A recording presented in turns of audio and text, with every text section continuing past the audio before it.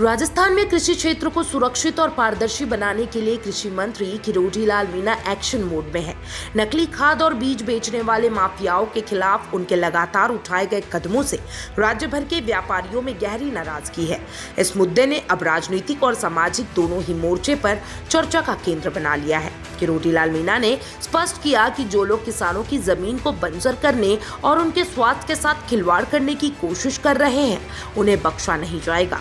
उन्होंने कहा, कुछ मुट्ठी भर लोग किसानों के बीच जहर फैला रहे हैं, जिससे उनकी फसलें खराब होंगी, खेत बंजर हो जाएंगे और किसान पूरी तरीके से कर्ज में डूब जाएगा। हम ऐसे लोगों के खिलाफ सख्त कार्रवाई करेंगे। उन्होंने ये भी स्पष्ट किया कि उनकी कार्रवाई किसी व्यापारी विशेष के खिलाफ नहीं, बल्कि व्यवस्था में फैले भ्रष्टाचार और मिलावट के खिलाफ है।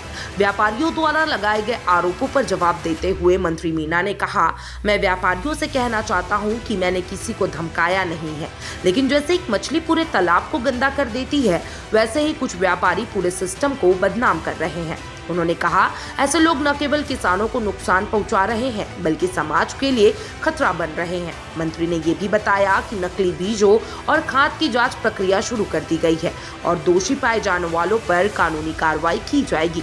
मंत्री की सख्त कार्रवाई के विरोध में Rajasthan agriculture input dealers association के नेतृत्व में खाद और बीज विक्रेताओं ने 6 जून को राज्य भर में दुकान बंद रखी। व्यापारियों का कहना है कि मंत्री का रवैया तानाशाहीपूर्ण है और इससे ईमानदार व्यापारियों की भी छवि खराब हो रही है। रायडा से जुड़े सदस्यों ने कहा कि यदि इस तरह की कार्रवाई बिना प्रमाण और ठोस जांच के की जाती रही तो वे हड़ताल पर जा सकते हैं। उन्होंने ये भी आरोप लगाया कि विभागीय अधिकारी व्यापारियों के प्रतिष्ठानों पर बिना पूर्व सूचना के छापेमारी कर रहे हैं, जिससे भय और असुरक्षा का माहौल बन रहा है।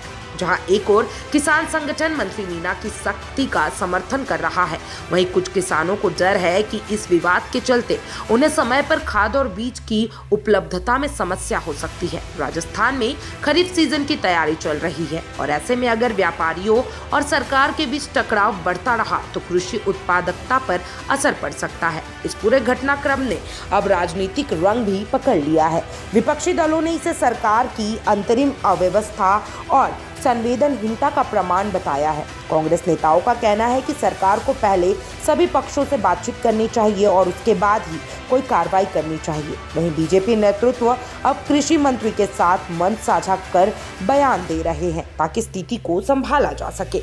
राजस्थान में नकली खाद बीज माफियाओं के खिलाफ कार्रवाई एक जरूरी और स्वतः योग्य पहल है, लेकिन इस लड़ाई में सरकार और व्यापारियों के बीच संवाद की कमी ने विवाद को और गहरा कर दिया है। अगर जल्द कोई संतुलन हल नहीं निकला तो इसका प्रभाव सीधे किसानों पर पड़ेगा, जो पहले से ही बदलते मौसम और महंगाई से जूझ रहे हैं। कृषि मंत्री किरोड़ी लाल मीणा की मंशा किसानों की भलाई की है, लेकिन जिस तरीके से इसे लागू किया जा रहा है वह सरकार को नीतिगत सुधारों के साथ संवेदनशील संवाद की भी याद दिलाता है। अब देखना होगा कि आने वाले दिनों में क्या यह विवाद किसी समाधान की ओर बढ़ता है या फिर और ज्यादा राजनीतिक और आर्थिक संकट की वजह बन जाता है। आप क्या सोचते हैं इस विवाद के बारे में? कमेंट बॉक्स में जरूर बताइएगा और तमाम ऐसे अपडेट्स के लिए चैनल 4 न्यूज़ राजस्थान के साथ बने रहें।